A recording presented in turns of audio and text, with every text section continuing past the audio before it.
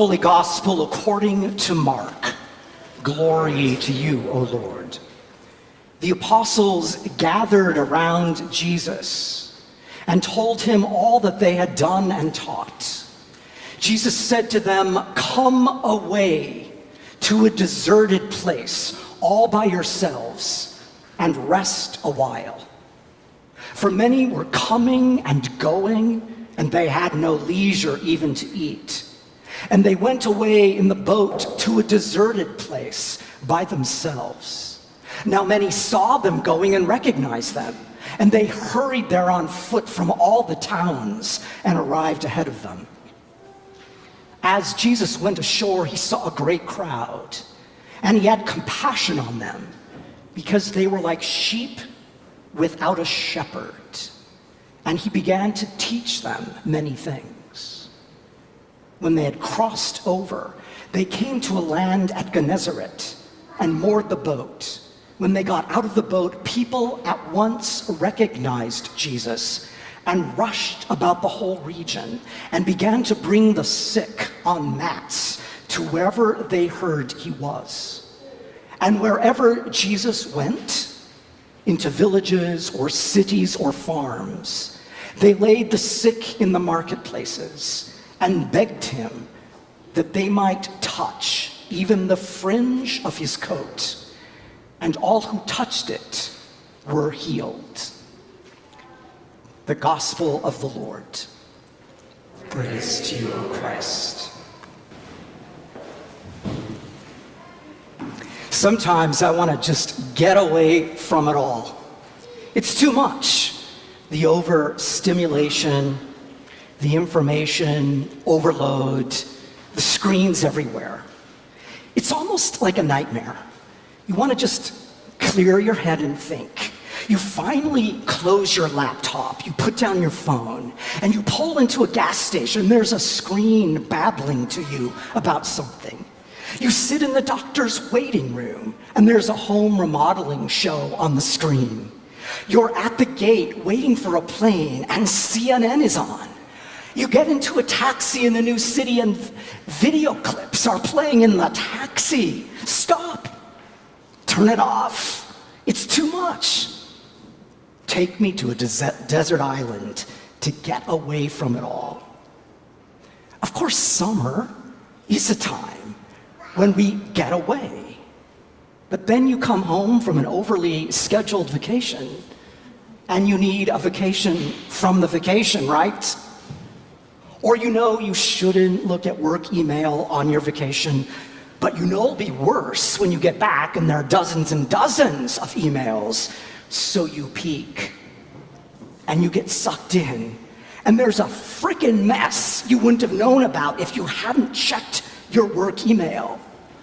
So you shame yourself, bad me. But now you know the problem. So you make the phone call and you have to intervene, and it's worse than you thought.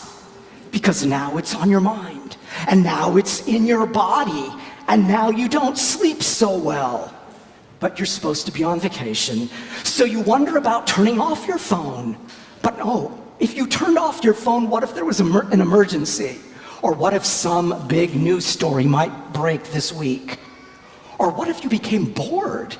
If you couldn't check for a new message or post, and then you feel bad about that, and you just want to get away from yourself and all the chatter in your head. So you take a deep breath. You put your hand over your heart. You know it's going to be okay, but something's got to change.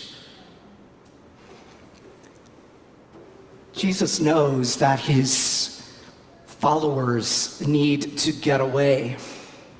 They've been on quite a ride. Their mission tour began with rejection in Jesus' hometown. And before they knew it, people were pressing in on him, desiring to be healed. And now there's hustle, and there's bustle, and there's coming, and there's going, with no time even to eat. And they're hurried, and they're harried, and they're wearied, and they're worn down. And there's the huge loss we heard about last Sunday, the beheading of John the Baptist. Certainly they need to get away to clear their head to take in such violence. But the crowd finds them, and Jesus, as he always does, has compassion on them because they're like sheep without a shepherd, wandering aimlessly, without a leader, without a path forward. There's a lot of talk about our future leader, and plenty are not excited about either choice and want to just get away from it all. Turn off the news. Probably would be good to do that a little bit more, but we do need to know what's going on in the world, right? And what we have in the world are dividing walls, people moving further and further apart. Our reading from Ephesians speaks of the dividing wall between Jews and Gentiles and names the hostility between them. Hostility, such a strong word, but it captures the deep divisions today. I mentioned a book by Rabbi Sharon Brous, The Amen Effect, in my e-news article on Friday. In the book, Rabbi Brous mentions an article she wrote many years ago, urging her community to hold not only Jewish suffering, but Palestinian. One of Rabbi Brous's former teachers, now living in Jerusalem, saw the piece, and it tore him up. He wrote a scathing, public rebuke. Brous was a universalist, disloyal to her people and her history, a greater threat than external enemies, he wrote. Because of her compassion toward Palestinians, he declared that he and she no longer inhabited overlapping universes. When considering how people in our country have such divergent worldviews, doesn't it seem like we're living on different planets, different universes? Now, in every story of our lives I read in this book, we can choose to be a victim, we can choose to be a hero, or we can choose to be a learner. Brous encourages us to be learners, to be curious about those most baffling to us, to learn their stories, to learn their disappointments, to learn their suffering, to learn their hurts, and to listen with openness and compassion. To quote her, "A society devoid of empathy is at great risk of falling into patterns of dehumanization that have throughout history led to the most extreme acts of violence, including genocide, including extremist movements today that test the very limits of our democracies, not only here, but around the world." Jesus calls us to come away to a quiet place, a deserted place, a place to find rest for our souls, to unplug, to gain perspective, to see the bigger picture. We bring our children to this place, to this font, to baptize them into a counter-cultural community. One that values spiritual centeredness and grounding. One that values empathy and respect for all people.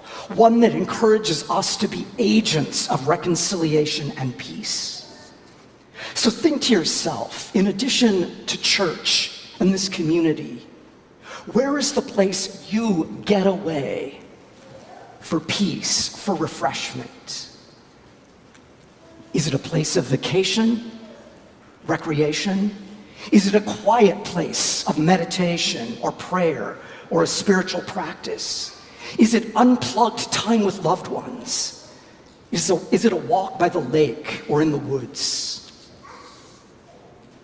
Speaking of getting away, one of my favorite podcasts is The Hidden Brain on NPR that is always playing on my way to church on Sunday mornings. In a recent episode, the guest mentioned that when people are on vacation, they are happiest the first 43 hours in. The firsts are great. The first dip in the pool, the first cocktail, the first sandcastle, the first sunset.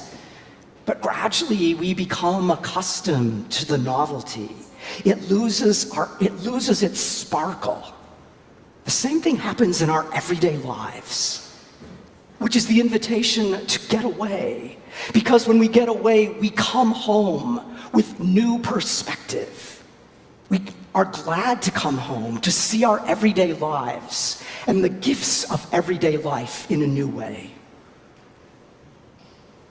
Dear friends, in our overstimulated lives, in our world of walls and deep divisions, Christ the healer comes among you this day, looks with compassion on you and the needs of our weary world, invites you to come away to this place, to be truly present, to find your authentic self, to let the distractions drop away, and to find grace, to find hope, to find solace in the Word, at this table, in the water, in the silence, in the music.